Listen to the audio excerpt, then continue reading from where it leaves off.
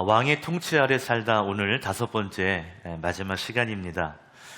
우리는 몇 주에 걸쳐서 다니엘과 그의 세 친구가 하나님을 왕으로 인정하고 또 왕이신 하나님의 통치 아래 살아가는 모습들을 우리는 살펴보았습니다. 그들은 바벨론의 포로로 끌려갔고, 그리고 이름이 바뀌고 언어가 바뀌고 삶의 환경도 달라졌지만, 그래서 바벨론의 문화와 또 바벨론에 주는 환경 속에 살았지만, 그럼에도 불구하고 그들은 그 바벨론의 정신에 삼켜지지는 않았습니다.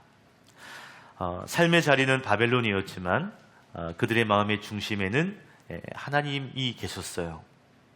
하나님을 왕으로 삼았던 그들에게 계속되는 위기가 있었습니다. 그러나 다니엘과 친구들은 그때마다 하나님께 먼저 기도했습니다. 거대한 신상 앞에서도 그들은 타협하지 않았고, 그리고 죽음의 위협 앞에서도 그들은 굴복하지 않았습니다. 그러므로 우리가 왕의 통치 아래 산다는 것은 이런 것 같아요. 세상이 주는 압박 속에서도 하나님을 참된 왕으로 모시는 것, 그리고 그분의 말씀을 따라 흔들리지 않는 삶을 사는 것, 이것이 왕의 통치 아래에 사는 삶인 줄 믿습니다.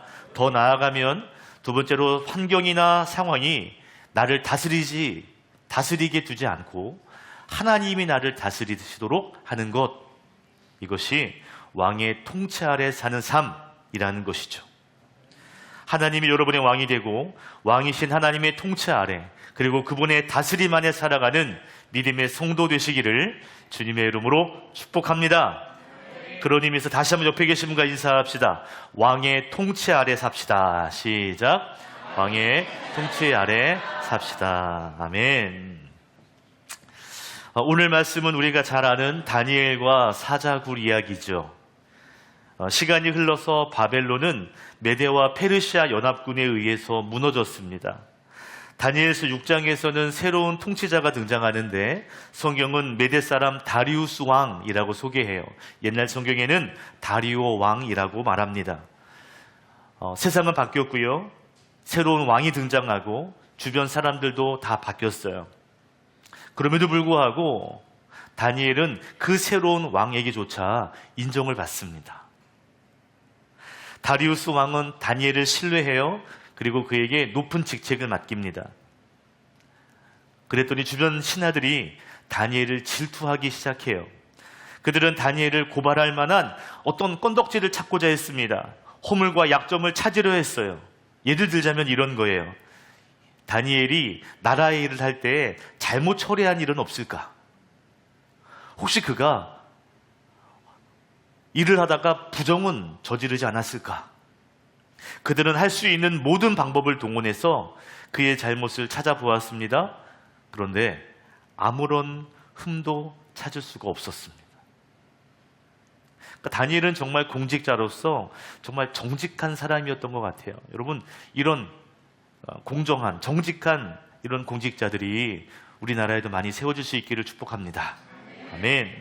결국 그들이 생각해낸 최후의 방법은 뭐냐면, 다니엘을 신앙의 약점, 그러니까 다니엘의 신앙의 약점을 찾아서 공격하자. 이것이 그들의 방법이었어요.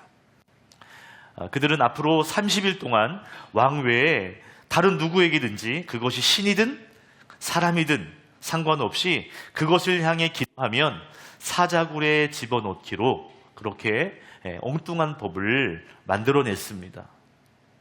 여러분, 조금만 생각해도 이상하다 싶은 법이잖아요. 누군가에게 간구한다, 누군가에게 기도하면 사자굴에 던져진다.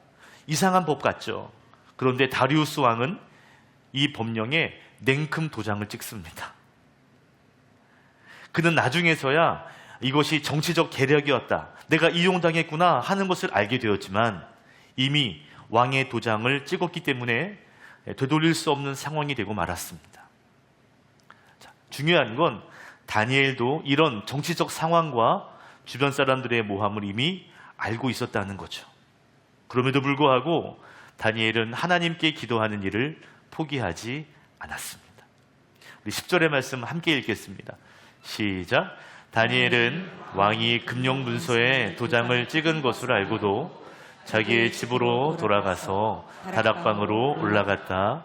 그 다락방은 예루살렘 쪽으로 창문이 나 있었다. 그는 늘 하듯이 하루에 3번씩 그의 하나님께 무릎을 꿇고 기도하며 감사를 드렸다. 아멘. 성경은 다니엘이 늘 그렇게 했듯이 하루에 3번씩 하나님께 무릎 꿇고 기도했다고 말합니다. 여러분, 다니엘의 이 하루 3번의 금식은 식사 때 하는 킥기도가 아닙니다. 식사기도 아니에요. 하나님 잘 먹겠어, 이런 기도 아니에요. 성경에 보니까 예루살렘을 향하여 기도했다 그랬어요. 그는 늘 하나님께 기도하는 습관이 있었던 거죠. 모함이 있지만 다니엘은 그 습관대로 그날도 기도합니다. 결국 다니엘은 사자굴에 던져지게 돼요. 여러분, 생각해보면 다니엘은 이렇게 기도하면 사자굴에 던져진다는 것을 알고 있었잖아요. 그럼에도 불구하고 기도했다는 것, 기도를 멈추지 않았다는 것을 생각해보면 사자굴에 던져진 것이 아니라 오히려 사자굴을 선택한 것입니다. 기도 안 하면, 기도하지 않으면 사자굴에 들어가지 않는다는 것 알았거든요. 기도한 것은 결국 사자굴을 선택한 것과 다름이 없는 거죠. 사자굴은 그의 선택이었고 그 신앙의 결과였습니다.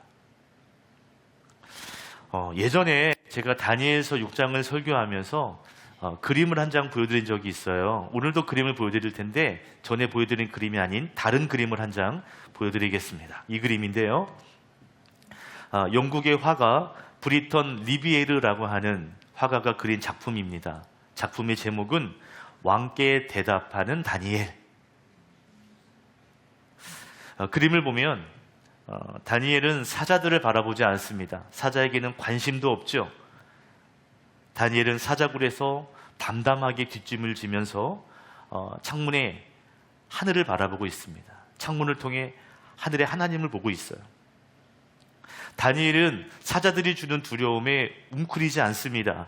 오히려 고개를 높이 들고 하늘을 보고 있습니다. 주변의 사자들은 다니엘의 곁을 어슬렁어슬렁 거리고 있는데 제가 보기에는 굉장히 위협적으로 보이거든요. 사자 중 한 마리, 가장 왼편에 있는 사자는 다니엘에게 가까이 가려고 하는 것처럼 보입니다. 그런데 이상하게도 그 어떤 사자도 다니엘을 해치지 못하죠.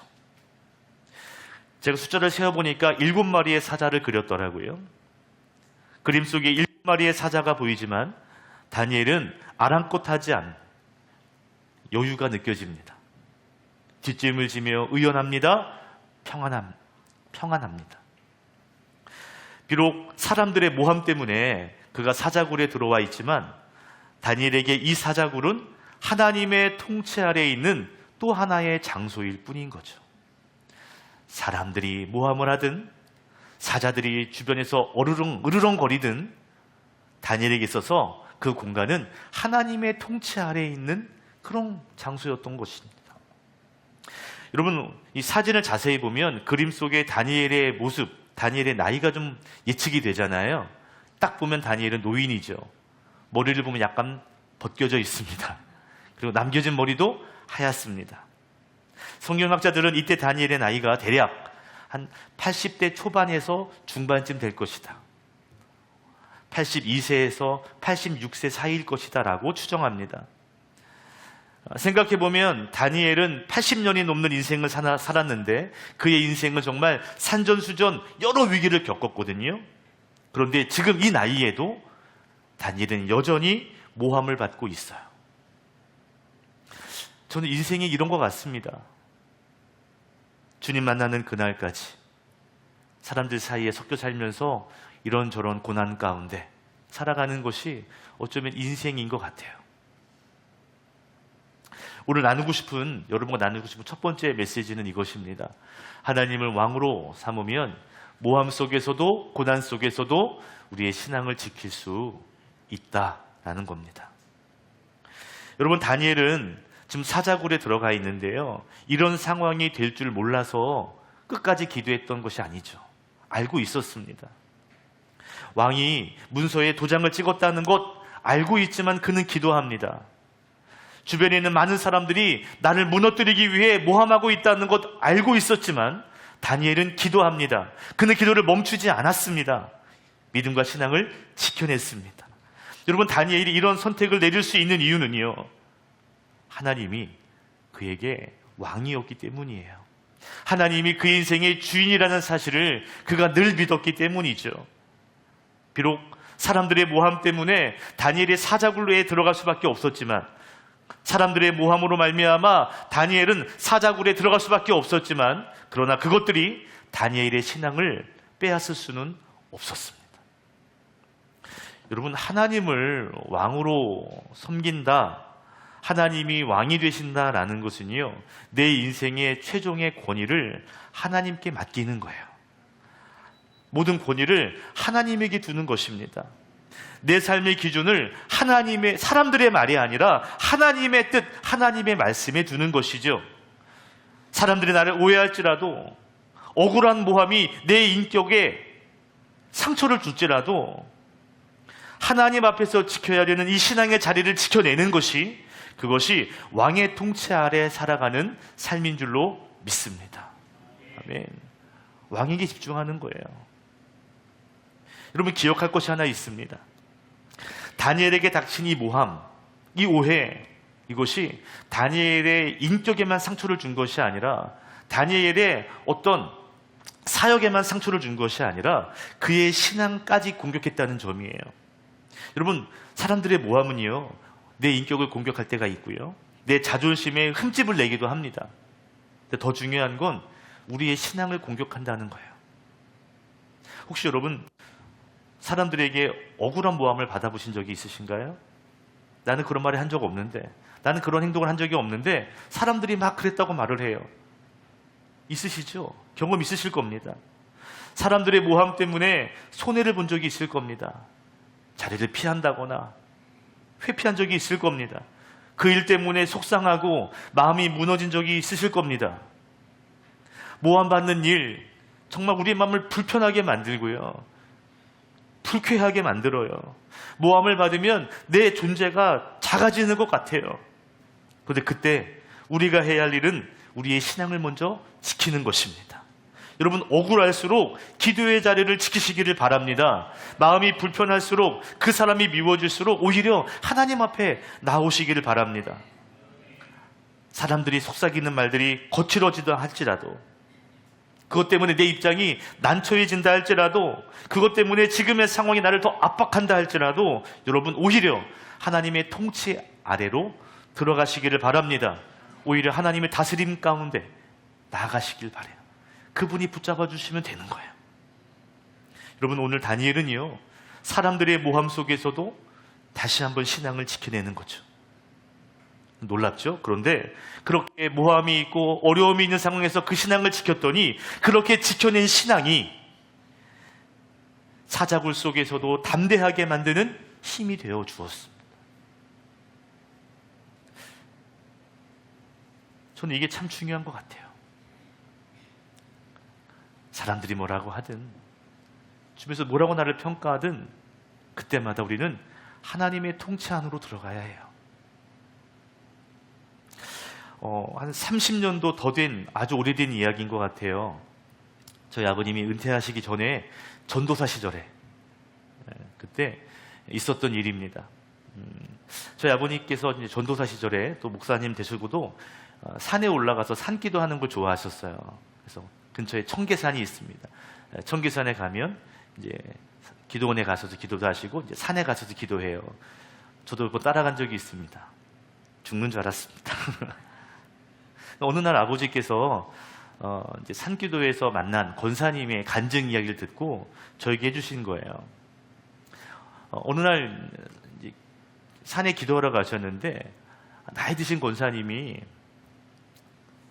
기도원에 오신 거예요. 산이니까 막 힘들게 난간을 짚고 올라오시는 걸 보시고 내려가시는 걸 아버지가 만난 거예요.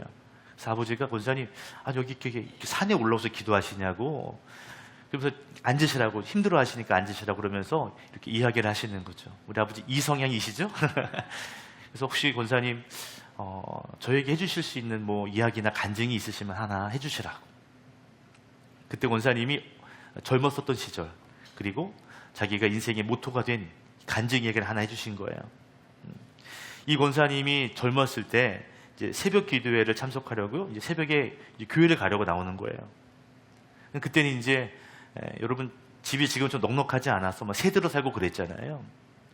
새들어 살고 있었는데 새벽에 문을 열고 나가려고 그러면 마당에 개가 그렇게 짖는 거야.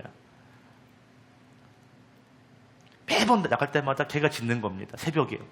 근데 그 집 주인집 아들이 고시를 준비하고 있었어요.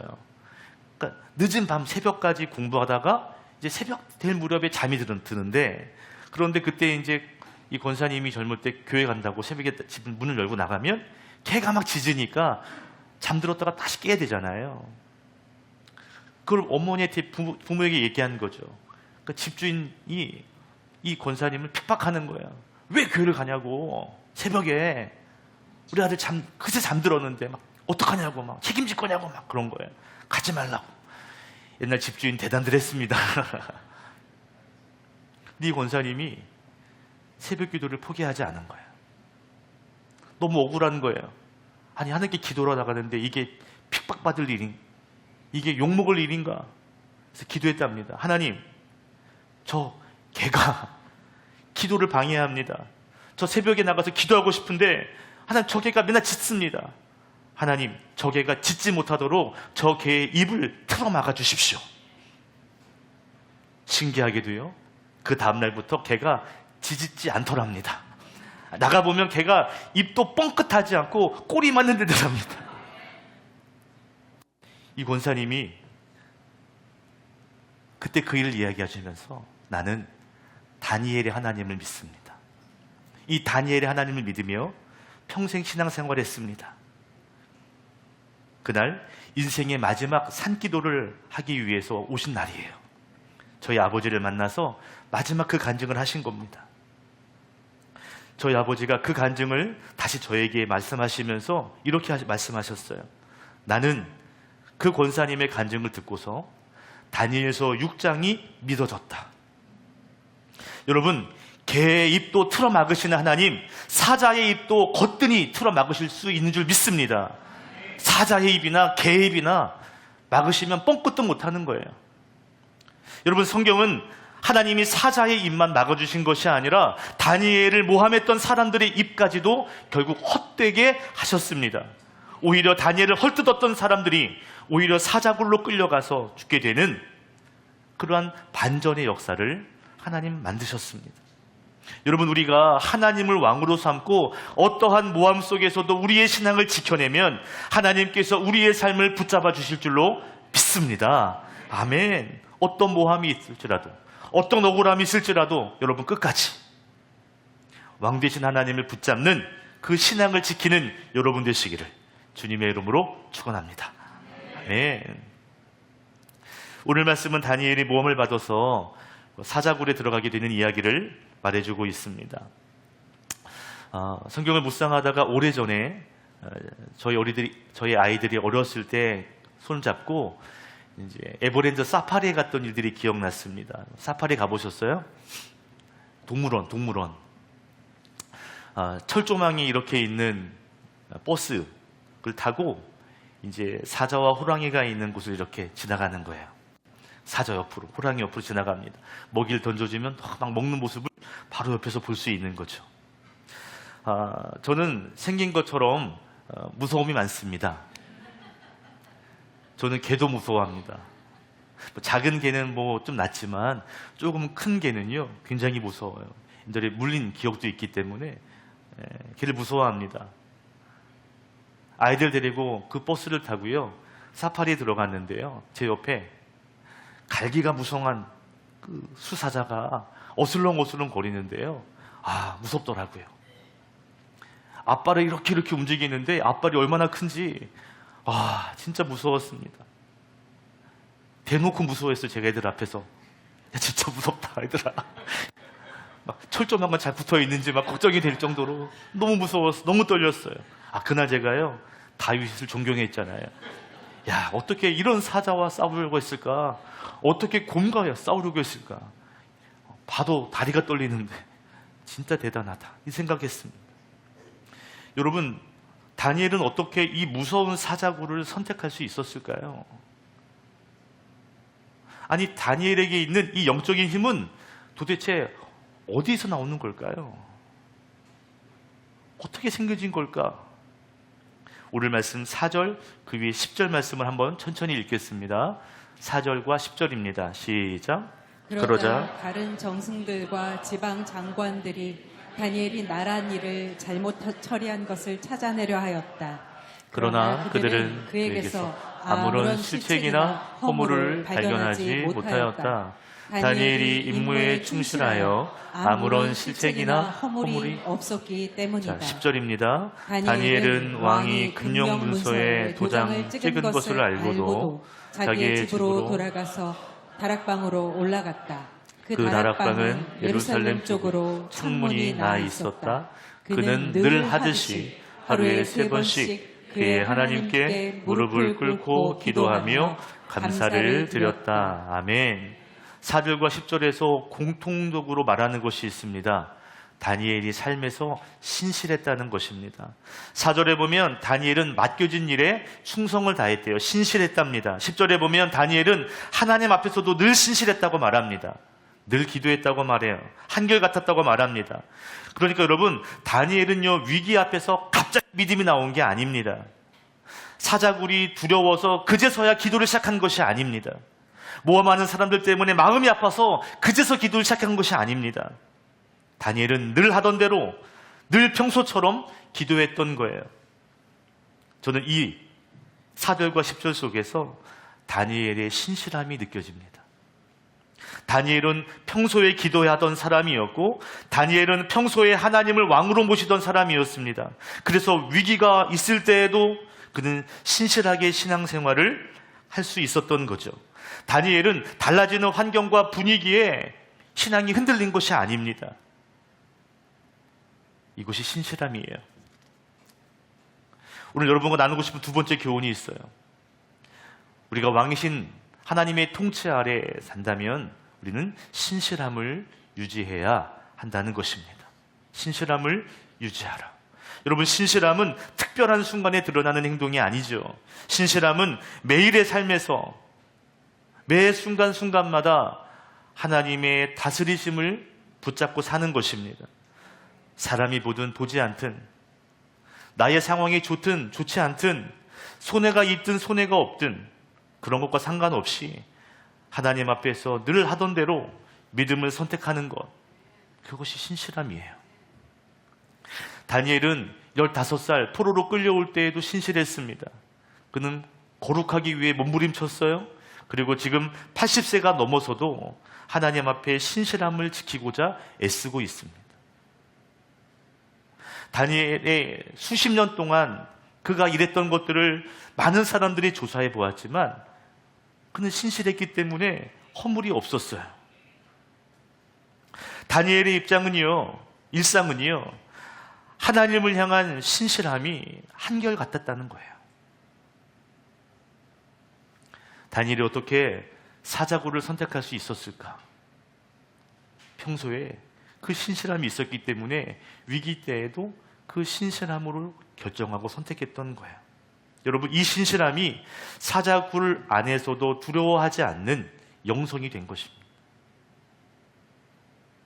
여러분, 다니엘의 신앙은요, 기분과 상황에 따라 널뛰게 하지 않았습니다. 환경이 좋으면, 안 좋으면 널뛰지 않았어요.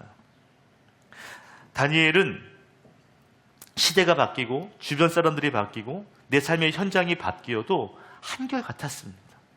여러분, 꼭 기억하십시오.